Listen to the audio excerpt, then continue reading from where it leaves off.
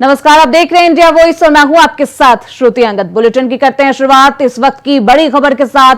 अयोध्या से इस वक्त की बड़ी खबर सामने आ रही है। सीएमओ की बड़ी कार्रवाई, संचालित नर्सिंग होम क्लिनिक पर छापेमारी। 1 दर्जन से अधिक सेंटरों पर हुई है छापेमारी।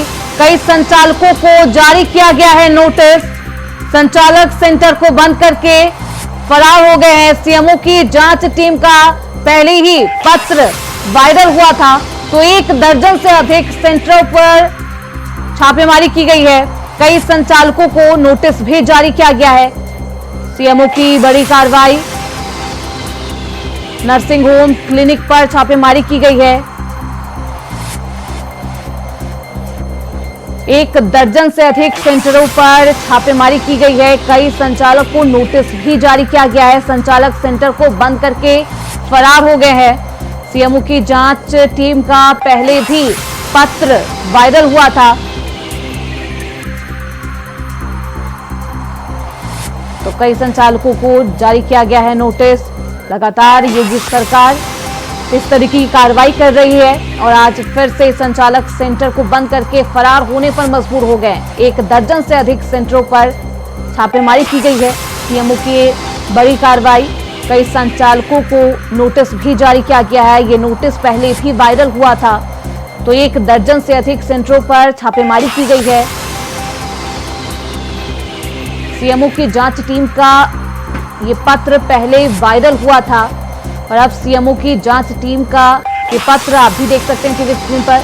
नर्सिंग होम क्लिनिक पर ये छापेमारी की गई है सीएमओ की। तो संचालक सेंटर को बंद करके फरार हो गए हैं। क्लिनिक पर छापेमारी की गई है। 1 दर्जन से अधिक सेंटरों पर यह छापेमारी सीएमओ की गई है। कई संचालक को नोटिस भी जारी किया गया है। अयोध्या से इस वक्त की बड़ी खबर हम आपको बता रहे हैं, जहां सीएमओ की बड़ी कार्रवाई हुई है। कई संचालकों को नोटिस जारी किया गया है। संचालक सेंटर को बंद करके फरार हो गए हैं। सीएमओ की जांच टीम का पत्र पहले भी वायरल हुआ था और ऐसे में एक बार फिर से सीएमओ की तरफ से यह कार्रवाई की गई है। 1 दर्जन से अधिक सेंटर पर छापेमारी की गई है। संचालित नर्सिंग होम क्लिनिक पर यह छापेमारी की गई है सीएमओ की तरफ से। तो इस खबर पर ज्यादा जानकारी के साथ हमारे सहयोगी विनय मिश्रा अयोध्या से फोन लाइन पर हमारे साथ जुड़ चुके हैं। सीधे रुख करते हैं उनकी तरफ। विनय, सीएमओ की बड़ी कार्रवाई की गई है। 1 दर्जन से अधिक सेंटरों पर छापेमारी की गई है, क्या कुछ जानकारी? सीएमओ द्वारा जिस तरीके से यहाँ पे कार्रवाई की गई है, किरदौली क्षेत्र में जो है अवैध नर्सिंग होम और पैथोलॉजी का कार्य चल रहा था और इस मामले की जांच को लेकर के सीएमओ वहाँ पे आज जांच करने के लिए पहुंचे हैं। तो लगभग 1 दर्जन से अधिक जो है अस्पताल पाए गए हैं और उनके खिलाफ नोटिस भी जारी करने की यहाँ पे बात की है। लेकिन सबसे बड़ी बात ये थी कि सीएमओ का जो जांच टीम थी उसका वीडियो जो है सोशल मीडिया पे उनका लेटर भी वायरल हो जाता है और जो संचालक होते हैं उनको भी पूरी जानकारी हो जाती है कि आज जो यहाँ जांच होने वाली है। तो इस जांच को लेकर के जो जितने संचालक है वो अपनी सेंटरों को बंद करके जो है फरार भी हो गए थे और केवल अधिकारियों को लोकेशन ले रहे थे कि अधिकारी कहाँ पे जांच कर रहे हैं। विनय, क्या किसी की गिरफ्तारी भी हुई है इस छापेमारी में? क्योंकि 1 दर्जन से अधिक सेंटरों पर छापेमारी होती है, कई संचालक सेंटर से फरार भी बताए जा रहे हैं। बिल्कुल, यहाँ पे बता दूं कि सीएमओ द्वारा जो जांच टीम जांच करने गई थी, तमाम ऐसे अवैध अस्पताल जो है सीएससी के बगल ही संचालित हो रहे हैं, लेकिन वो सब अस्पताल जो बंद करके चले गए थे और इसकी नोटिस जारी करने की बात तो सीएमओ द्वारा कहा जा रहा है, लेकिन अभी तक की जो है नोटिस कोई जारी नहीं की गई है। इससे मालूम पड़ता है कि जो अवैध अस्पताल के संचालक हैं, पैथोलॉजी हैं, उनसे जो है स्वास्थ्य विभाग की मिलीभगत है और ये मिलीभगत की बात सामने तो उजागर हो ही गई है, क्योंकि जांच टीम की जो रिपोर्ट टीम बनी हुई थी, गठित हुई थी, उसका भी सोशल मीडिया पर वायरल हो जाता है। तो इससे साफ जाहिर है कि स्वास्थ्य विभाग और अवैध संचालकों के बीच मिली भगत है। बिल्कुल, तो सीएमओ की तरफ से, अधिकारियों की तरफ से क्या कुछ कहा जा रहा है छापेमारी को लेकर, क्योंकि अब स्वास्थ्य व्यवस्था पर भी सवाल उठने लगे? सीएमओ द्वारा बताया जा रहा है कि जल्द ही जो संचालकों के खिलाफ जो है कमियां पाई गई हैं उनके खिलाफ नोटिस जारी की जाएगी, लेकिन 24 घंटे तक समय बीतने को है, लेकिन अभी नोटिस कोई जारी नहीं की गई है। अब ये देखने वाला वही जो अवैध संचालक उनके खिलाफ कार्रवाई की है। तो ये सीएमओ की तरफ से, ताकि इस तरीके से फिर किसी भी अवैध नर्सिंग होम को संचालित ना किया जाए, क्लिनिक को संचालित ना किया जाए, लोगों के स्वास्थ्य के साथ खिलवाड़ ना किया जा सके, इसके लिए क्या कुछ प्रशासन सख्त कदम उठाएगी, क्या कुछ नियम कानून? ये शासन स्तर से ही जांच का टीम बनी थी कि शासन स्तर के पास तमाम शिकायतें मिल रही थी कि जो गांव इलाके हैं वहाँ तमाम तरीके के अवैध अस्पताल जो है, नर्सिंग होम जो संचालित हो रहे हैं, पैथोलॉजी संचालित हो रहे हैं, क्योंकि पैथोलॉजी की रिपोर्टें गड़बड़ रहती थी जिससे मरीजों की मौत भी हो जाती थी। और अवैध अस्पताल जो है केवल कमाई का धंधा है वहाँ पे खोले हुए हैं। ये सबको लेकर के शासन ने जो है जिले स्तर पे एक टीम बना दी थी और सीएमओ ने उसी के तहत जो यहाँ पे कार्रवाई की है। तो लगभग 20 जो है अवैध अस्पताल है यहाँ पे रजौली क्षेत्र में, उसको यहाँ पे चेक भी किया है, लेकिन उन लोगों के खिलाफ क्या कार्रवाई होती है ये सीएमओ जो है भी टाल मटोल करते हुए नजर आ रहे हैं। और जिस तरीके से उनका जांच टीम का भी सोशल मीडिया पे पत्र वायरल होता है, जिससे सब जाहिर हो गया है कि इनकी मिलीभगत से ये जो है इस तरीके के अवैध अस्पताल और पैथोलॉजी संचालित हो रहे हैं। बिल्कुल, जिस तरीके से ये पत्र वायरल होता है, जांच से पहले ही अगर पत्र वायरल हो गया है, तो इसको लेकर सीएमओ क्या कह रहे हैं? सीएमओ के अधिकारी की तरफ से क्या कुछ कहा जा रहा है? आखिर कैसे ये पत्र वायरल हो जाता है, क्योंकि ये बेहद कॉन्फिडेंशियल पत्र होता है, जांच टीम के अंदर आता है, तो फिर ये पत्र वायरल क्यों हुआ, किस तरीके से हुआ, सीएमओ की तरफ से क्या कुछ जानकारी? जी बिल्कुल श्रुति, यहाँ बता दूं कि सीएमओ के द्वारा रात में ही टीम बनाई जाती है और बिल्कुल कॉन्फिडेंस में रखा जाता है कि कोई इस तरीके का लीक ना हो मामला। लेकिन ये जब पत्र बना करके जारी होता है तो उसी के 1 घंटे बाद जो है सोशल मीडिया पे ये पत्र जो है वायरल होने लगता है और जो यहाँ के संचालक होते हैं पूरी तरीके से अलर्ट हो ले जाते हैं। वो केवल अधिकारियों की जो लोकेशन ही लिया करते हैं कि अधिकारी अब इस समय कहाँ पहुंचे हैं। तो इस तरीके से जिस तरीके से वहाँ का जो बाबू रहा होगा या जो भी रहा होगा, जिस तरीके से सोशल मीडिया पर जब वायरल हुआ इस पत्र को लेकर के और सीएमओ से इस मामले को लेकर के बात करने की कोशिश की कि सीएमओ ने इस मामले में जो कोई जवाब देना उचित नहीं समझा, जिससे साफ जाहिर है कि इनकी जो मिलीभगत है वो उजागर हो चुकी है। केवल खाना पूर्ति करने के लिए आए हुए थे यहाँ पे और खाना पूर्ति करके जो है रजौली से चले गए हैं। बहुत शुक्रिया विनय आपका इन तमाम जानकारियों के लिए। तो कई संचालकों के सेंटरों पर छापेमारी की गई है, संचालक सेंटर को बंद करके हालांकि फरार हो गए। तो सीएमओ की बड़ी कार्रवाई और संचालित नर्सिंग होम क्लिनिक पर यह छापेमारी की गई है।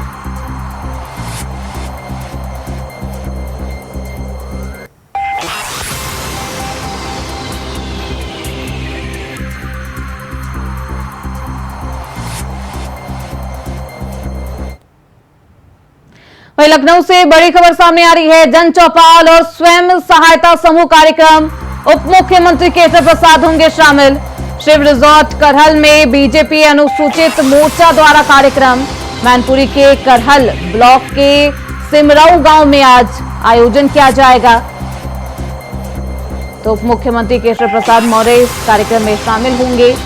जन चौपाल और स्वयं सहायता समूह के द्वारा ये कार्यक्रम, उप मुख्यमंत्री केशव प्रसाद मौर्य आज इस कार्यक्रम में शामिल होंगे।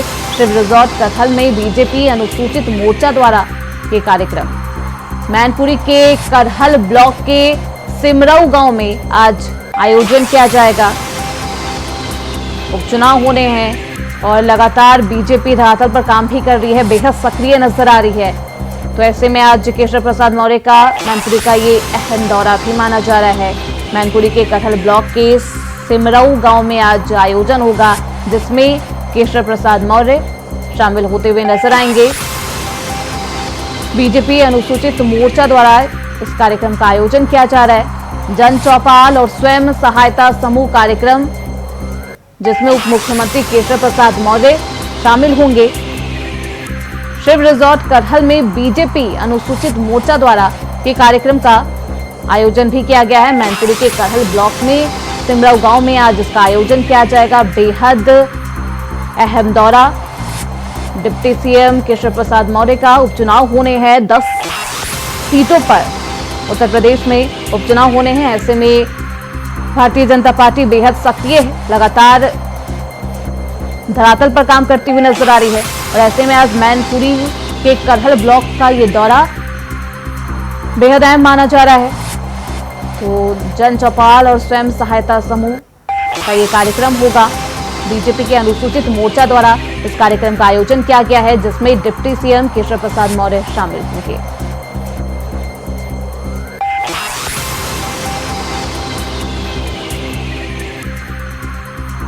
तो जन चौपाल और स्वयं सहायता समूह कार्यक्रम का आयोजन होगा। तो हमारे साथ हमारे सहयोगी मुकेश कुमार मैनपुरी से हमारे साथ जुड़ चुके हैं, सीधे रुख करते हैं उनकी तरफ। मुकेश, बेहद अहम दौरा माना जा रहा है, क्या कुछ कार्यक्रम रहने वाला है जन चौपाल और स्वयं सहायता समूह का? जी ज्योति जी, मैं आपको बता दूं, लगातार जहां जो उपचुनाव करहल सीट पर होना है उसको लेकर भारतीय जनता पार्टी कोई कसर नहीं छोड़ना चाहती है, चाहे वो डिप्टी सीएम हो या लगातार मुख्यमंत्री क्यों ना हो, क्योंकि 2 बार डिप्टी सीएम ब्रजेश पाठक आ चुके हैं। तो केशव प्रसाद मौर्य एससी एक्ट समरसता सम्मेलन को संबोधित करने के लिए भारतीय जनता पार्टी की ओर से करहल के शिव रिसोर्ट पर सम्मेलन का आयोजन किया गया है, जिसको संबोधित करने के लिए हेलीकॉप्टर जो बस स्टैंड पर हेलीपैड बनाया गया, वहां हेलीपैड पे उतरेंगे। उसके बाद सम्मेलन में प्रतिभाग करने के लिए कार्यकर्ताओं को संबोधित करेंगे, क्योंकि उपचुनाव होना है करहल सीट पर। तो करहल सीट को लेकर पूरा मंत्र जो कार्यकर्ताओं को मंत्र दिया जाएगा, हर बूथ को मजबूत करने की बात की जा रही है।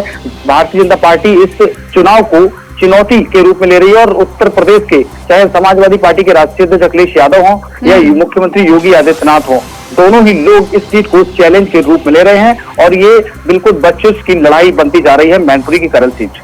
बिल्कुल मुकेश, कितने बजे डिप्टी सीएम पहुंचेंगे मैनपुरी और कितने बजे से कार्यक्रम का आयोजन होगा, कौन कौन इस कार्यक्रम में शामिल होंगे?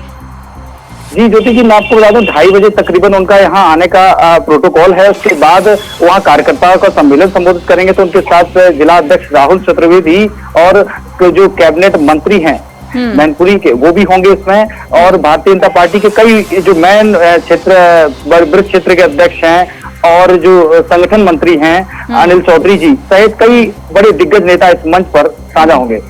बिल्कुल मुकेश, क्योंकि बेहद अहम दौरा है, मैनपुरी में चुनाव भी होना है करहल सीट पर, ऐसे में कौन से वो तमाम मुद्दे होंगे जिसको आज डिप्टी सीएम केशव प्रसाद मौर्य भुनाते हुए नजर आएंगे? जी आपको ज्योति जी बता दूं, अभी समाजवादी पार्टी ने 15 से लगभग 1 हफ्ते की साइकिल यात्रा निकाली थी, जो वो बिल्कुल दलित वोट बैंक यानी हरिजन है जो वोट बैंक को बटोरने के लिए निकाली। उसके बाद ही इस आज जो है उसी को वोट को साधने के लिए भारतीय जनता पार्टी कोई कसर नहीं छोड़ना चाहती, इसीलिए उन्होंने सम्मेलन का आयोजन किया है। क्योंकि समाजवादी पार्टी का गढ़ है और समाजवादी पार्टी का जो वोट बैंक है वो करहल में बेस वोट बैंक माना जाता है। मुकेश, बीजेपी अनुसूचित मोर्चा द्वारा इस कार्यक्रम का आयोजन किया गया है। अहम बात यह है कि इस कार्यक्रम का उद्देश्य क्या है, जनता के बीच किस तरीके से इस कार्यक्रम का उद्देश्य जाएगा, क्या कुछ उनकी तरफ जनता के बीच क्या कुछ संदेश जाएगा इस कार्यक्रम को लेकर? ज्योति जी, ओबीसी मोर्चा की ओर से इस कार्यक्रम का आयोजन किया गया है, जिसमें भारतीय जनता पार्टी का ये भी एक संगठन है, उसके तहत इसका कार्यक्रम किया जाए। आम जनमानस को जो छोटी छोटी जातियां हैं उनको जोड़ के समूह बनाने का काम कर रहे हैं। हर गांव हर गली इस सम्मेलन का प्रचार किया गया था, क्योंकि केशव प्रसाद मौर्य के आगमन को लेकर प्रशासन भी कई दिनों से इस कार्यक्रम की तैयारी में जुटा हुआ था और इसको उपचुनाव को लेकर इस कार्यक्रम का आयोजन हो रहा है। मुकेश, उपचुनाव को लेकर इस कार्यक्रम का आयोजन भी हो रहा है, लेकिन समाजवादी पार्टी का गढ़ माना जाता है मैनपुरी, ऐसे में क्या कुछ रणनीति भाजपा की होने वाली है? जी ज्योति जी, आपको बता दें, लगातार जब 2 बार डिप्टी सीएम ब्रजेश पाठक यहाँ इस ग्राउंड पे आ गए हैं और हॉट स्पॉट समझा है हॉट सीट को, करहल सीट को, इसलिए केशव प्रसाद मौर्य हैं और जो अभी यहाँ के जिले के प्रभारी हैं उनको भी अपडेट किया गया, नरेंद्र कश्यप को जिम्मेदारी दी है। और उसके बाद ठाकुर जयवीर सिंह जो सदर विधायक हैं वो पर्यटन मंत्री हैं। उसके बाद कई कैबिनेट मंत्री ऐसे यहाँ लगातार आ रहे हैं, 5 से 6 मंत्रियों की यहाँ ड्यूटी लगाई गई है और Bharatiya Janata party vote bank जो समाजवादी पार्टी का गढ़ है उसको तोड़ने का कोशिश में लग गई है। बिल्कुल मुकेश, क्योंकि ये उपचुनाव मात्र चुनाव नहीं है भाजपा के लिए, ये साख का सवाल है, साथ ही चुनौती है चुनाव से ज्यादा भाजपा के लिए। तो ऐसे में मैनपुरी के करहल सीट से किसे प्रत्याशी के रूप में साध सकती है, उतार सकती है भाजपा, क्योंकि एमवाई वोट को साधने की पूरी कोशिश करती है और हमेशा ही कोशिश करती है समाजवादी पार्टी। तो ऐसे में मैनपुरी के करहल सीट से कौन प्रत्याशी होगा, किस समुदाय के वोट को टारगेट करेगी, किस जात को टारगेट करेगी भाजपा इस बार? ज्योति जी, मैं आपको बता दूं, यहाँ सबसे सर्वाधिक जो वोट बैंक है लगभग 2.5% से ऊपर का वोट बैंक है, वो यादव वोट बैंक है। उसके बाद शाक्य मतदाता आता है और उसके बाद पाल और अन्य जातियों की वोट बैंक की रणनीति यहाँ खेली जाती है। और करेल उपचुनाव पर वोट बैंक जो है यादव वोट बैंक है, क्योंकि यादव को साधने के लिए भारतीय जनता पार्टी से 3 चुनाव लड़ चुके। प्रेम सिंह शाक्य 2 बार लोकसभा प्रत्याशी रह गए हैं, तो वहीं इससे पहले जो करेल का चुनाव लाया तो शाक्य प्रत्याशी को ही मैदान में उतारा था। तो इससे भारतीय जनता पार्टी पूर्ण रूप से शाक्य मतदाता वो प्रत्याशी को मैदान में उतारेगी। और यादव का जो है 17 लोगों की सूची अभी जो आवेदन हुए हैं उनके जमा हो गए, तो सर्वाधिक एक अंजेश प्रताप यादव हैं जो अखिलेश यादव के बहनोई हैं, उनको टिकट देने की संभावना कर रही है, क्योंकि परिवार को तोड़ने और करेल सीट पर लगाने की कोशिश की जाएगी। तो यादव वर्सेज शाक्य हो सकता है मैनपुरी के करहल सीट पर। अगर बात की जाए मैनपुरी के प्रत्याशी, अगर भाजपा अगर प्रत्याशी बनाती है किसी शाक्य समुदाय को, तो क्या कुछ उसका जनाधार होगा, क्या कुछ फायदा भाजपा को मिलने वाला है? जी, मुलायम सिंह के टाइम पे प्रेम सिंह शाक्य जब मैदान में उतरे थे मात्र 92,000 वोटों से ही मुलायम सिंह जीते थे, क्योंकि उस समय उनकी सरकार थी और वह मुख्यमंत्री भी थे। इससे साफ जाहिर होता है कि भारतीय जनता पार्टी अगर किसी शाक्य प्रत्याशी को मैदान में उतारती है तो समाजवादी पार्टी का कहीं न कहीं नुकसान करने में सफल रहेगी। मुकेश, क्योंकि आज केशव प्रसाद मौर्य का दौरा भी है मैनपुरी का, तो ऐसे में आगे का उनका क्या कुछ कार्यक्रम होगा, क्योंकि 2:30 बजे के बाद से ही कार्यक्रम का आयोजन होगा, तो आगे का क्या कुछ उप मुख्यमंत्री का कार्यक्रम?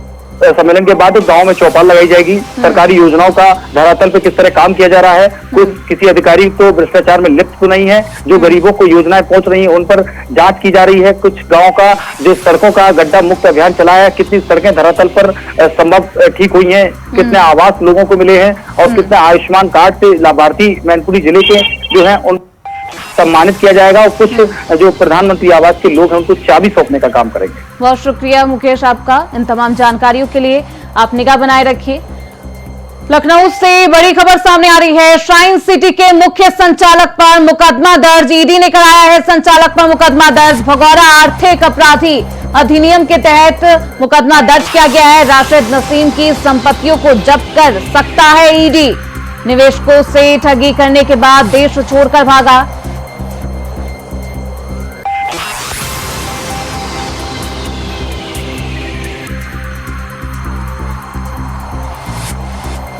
तो श्राइन सिटी के मुख्य संचालक पर मुकदमा दर्ज किया गया है। ईडी ने संचालक पर मुकदमा दर्ज कराया है। भगौरा आर्थिक अपराधी अधिनियम के तहत यह मुकदमा दर्ज किया गया है। राशिद नसीम की संपत्तियों को जब्त कर सकता है ईडी। तो इस खबर पर ज्यादा जानकारी के साथ हमारे सहयोगी मोहम्मद आसिफ लखनऊ से जुड़ चुके हैं। सीधे रुख करते हैं उनकी तरफ। आसिफ, श्राइन सिटी के मुख्य संचालक पर मुकदमा दर्ज किया गया है, क्या कुछ कहना है ईडी का?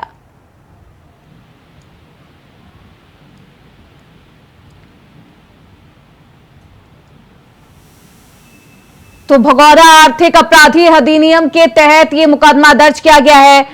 हमारे साथ हमारे सहयोगी आसिफ लगातार बने हुए हैं, तो उनसे जानने की कोशिश करते हैं कि आखिर ईडी के द्वारा क्यों ये मुकदमा दर्ज किया गया है।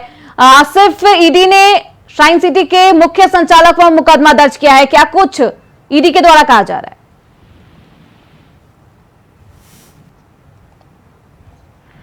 तो दोबारा से अपने सहयोगी की तरफ लौटेंगे, लेकिन उससे पहले आपको बता देते हैं कि लखनऊ से ये बड़ी खबर सामने आ रही है। श्राइन सिटी के मुख्य संचालक पर मुकदमा दर्ज किया गया है। ईडी ने संचालक पर मुकदमा दर्ज कराया है। भगौरा आर्थिक अपराधी अधिनियम के तहत ये मुकदमा दर्ज किया गया है। राशिद नसीम की संपत्तियों को जब्त कर सकता है ईडी। निवेशकों से ठगी करने के बाद देश छोड़कर भागा है। राशिद नसीम की संपत्तियों को ईडी के द्वारा जब्त किया जा सकता है। निवेशकों से ठगी करने के बाद छोड़कर देश भाग गया है। तो इस खबर पर लगातार हमारे सहयोगी मोहम्मद आसिफ बने हुए हैं। आसिफ, श्राइन सिटी के मुख्य संचालक पर ईडी ने मुकदमा दर्ज किया है, क्या कुछ है ये पूरा मामला? देखिए सुर्ती, राशिद नसीम जो है बड़ा बिल्डर था और कारपोरेट का नाम काफी हुआ था, और नाम होने के बाद जिस तरह से निवेशकों का करोड़ों रुपए हड़प लिया, संपत्ति के नाम पर। और इस मामले में कई मुकदमे दर्ज हुए। मुकदमा दर्ज होने के बाद राशिद नसीम विदेश भाग गया और सूत्रों के मुताबिक हुआ दुबई में शरण ली हुई है और करोड़ों रुपए की हेराफेरी करने के मामले में अब लगातार ईडी का शिकंजा कसता जा रहा है और आर्थिक अपराध और भगोड़ा घोषित करने का ईडी ने जिस तरह से तरीका अपनाया इससे कहीं न कहीं राशिद नसीम की जो है मुश्किलें भी बढ़ सकती है। आर्थिक अपराध का भी मुकदमा दर्ज किया गया है ईडी की तरफ से और साथ ही साथ भगोड़ा घोषित किया गया है। अब ईडी की तरफ से विदेश से लाने के लिए राशिद नसीम को कार्रवाई की जाएगी जिससे उसे विदेश से यहाँ लाया जा सके। करोड़ों रुपए की तरह से ठगी हुई है राजधानी लखनऊ के भीतर। राशिद नसीम ने निवेशकों का पैसा दुगना तिगुना करने के नाम पर हड़प लिया है। अब ईडी का शिकंजा लगातार कसता जा रहा है। हालांकि अनगिनत FIR भी राशिद नसीब और उसकी कंपनी जो साइंस सिटी थी उसके खिलाफ दर्ज हो चुका है। अब देखने वाली बात होगी किस तरह ईडी राशिद नसीम को इंडिया लाती है क्योंकि अब विदेश भाग चुका है। हालांकि जो शिकंजा है कानूनी कार्रवाई है लगातार राशिद नसीम पर बढ़ती जा रही है। आसिफ, ईडी ने मुकदमा दर्ज कर लिया है, आगे ईडी का क्या कुछ कदम? देखिए राशिद नसीम पर जिस तरह से निवेशकों से ठगी करने के बाद मुकदमा दर्ज हुआ है और वह देश छोड़कर भाग गया है, इसके कई गुर्दे गिरफ्तार कर जेल भेजे जा चुके हैं। अब भगोड़ा घोषित करने के बाद ईडी राशिद नसीम की संपत्तियों को भी जब्त करेगी और यह पता लगाएगी कि राशिद नसीम की संपत्तियां कहाँ है और किस हालात में है। और वहीं दूसरी तरफ राशिद नसीम को विदेश से लाने के लिए पूरी कोशिश करेगी, पूरी जो है कार्रवाई करेगी। अब जिस तरह से ईडी का शिकंजा लगातार बढ़ रहा है, हालांकि इस मामले में कई गिरफ्तारी भी हो चुकी है, लेकिन जो मुख्य सरगना राशिद नसीम था, साइंस सिटी का संचालक था, वो अब पुलिस पकड़ से बाहर है। ईडी की कार्रवाई चल रही है लेकिन ईडी की गिरफ्त में भी नहीं आ रहा है। लेकिन जिस तरह से योगी सरकार ने भूमाफियाओं की कमर तोड़ी, साइंस सिटी जैसे कई ऐसे जो है संचालक हैं जो निवेशकों से पैसा वसूलते हैं, उनका दुगना धन करने के नाम पर ठगी करते हैं। अब इसी कड़ी में जिस तरह से राशिद नसीम का नाम आया है, यह बड़ी कार्रवाई है ईडी की तरफ से और भगोड़ा घोषित किया गया है। अब जल्दी संपत्तियों को जब्त भी किया जाएगा। बहुत शुक्रिया आसिफ आपका इन तमाम जानकारियों के लिए। आप निगाह बनाए रखिए। वही गृह मंत्री अमित शाह का जम्मू कश्मीर दौरा है। आज अमित शाह की 5 चुनावी रैलियां होंगी। उधमपुर और चेनारी में रैलियां होगी। गृह मंत्री अमित शाह का जम्मू कश्मीर का दौरा, 5 चुनावी रैलियों को संबोधित करते हुए नजर आएंगे अमित शाह। जसरोटा, मर और बानी में भी रैलियां हैं। तो जम्मू कश्मीर में 10 साल बाद चुनाव हो रहे हैं, ऐसे में चुनावी सरगर्मियां जम्मू कश्मीर में तेज है। और अब आज अमित शाह का 5 चुनावी रैलियां हैं। 5 चुनावी रैलियों को संबोधित करते हुए नजर आएंगे गृह मंत्री अमित शाह। उधमपुर और चेनारी में भी होगी रैलियां। तो गृह मंत्री अमित शाह का चुनावी दौरा जम्मू कश्मीर में, अमित शाह 5 चुनावी रैलियों को संबोधित करेंगे। उधमपुर और चेनारी में भी रैलियां होंगी।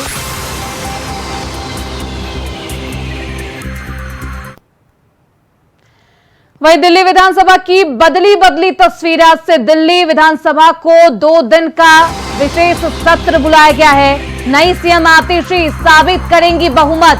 आतिशी के सामने आज असली परीक्षा होनी है। केजरीवाल भी होंगे शामिल। तो दिल्ली की नई मुख्यमंत्री को आज बहुमत साबित करना है। विधानसभा का ये विशेष सत्र 2 दिन का होने वाला है। दिल्ली विधानसभा की तस्वीरें आज बदल जाएगी और बदली तस्वीरें जनता को भी नजर आएगी। आपने देखा किस तरीके से जब शपथ के दौरान सीएम